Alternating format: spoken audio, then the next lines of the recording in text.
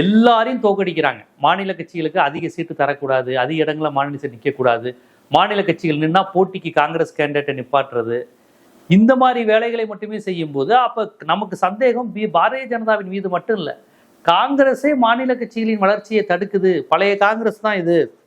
ஏதோ BJP வந்துருச்சே, BJP வந்து விடக்கூடாதுங்கிறதுக்காக காங்கிரஸை ஆதரித்தால் இதுவும் பிஜேபி மாதிரியே தான் மாநிலங்களை ஒடுக்குது அப்படிங்கிற அந்த செயல்பாடு வரும்போது நமக்கு ஏன் காங்கிரஸ் தேவை? மாநிலங்கள்லாம் சேர்ந்து, மாநில கட்சிகள்லாம் சேர்ந்து ஏன் ஒரு கூட்டணி அமைக்க கூடாது?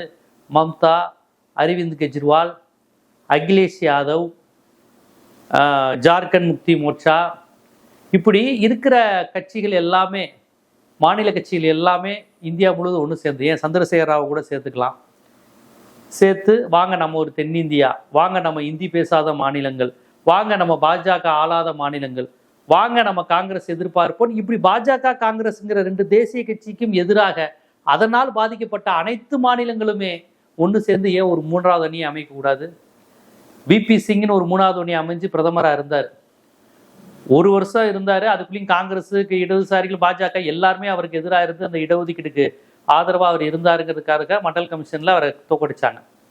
ஆனால் இன்னைக்கு வரையும் அவர் கொண்டு வந்த ரிசர்வேஷன் தான் நம்மளை காப்பாற்றிக்கிட்டு இருக்கு.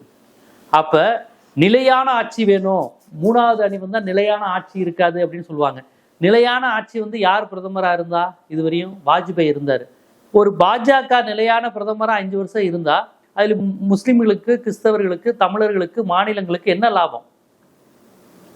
நிலையான ஆட்சிங்கிற பேர்ல மோடி 13 வருஷம் இருக்காரு. நிலையான ஆட்சி. இதனால் நம்ம தமிழர்களுக்கு என்ன லாபம்? மாநிலத்துக்கு என்ன நன்மை இருக்கு? பிற்படுத்தப்பட்ட ஒரு இடஒதுக்கீடு என்ன? தாழ்த்தப்பட்ட மக்களுக்கான ஸ்காலர்ஷிப் என்ன கிடைச்சிருக்கு? முஸ்லிம்களுடைய வாழ்வாதாரம் பாதிக்கப்பட்டிருக்கு. ஆனா நிலையான ஆட்சி இருக்கு. அப்ப நிலையான ஆட்சி தேவையா, நல்ல ஆட்சி தேவையா?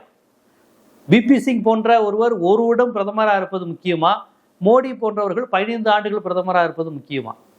இப்படியெல்லாம் பார்க்கும்போது இந்தியாவுக்கு இந்த நிலையான ஆட்சி வேணுங்கிற இந்த மந்திரங்களில், இந்த தந்திரத்தில் நம்ம பலியாக வேணாம்.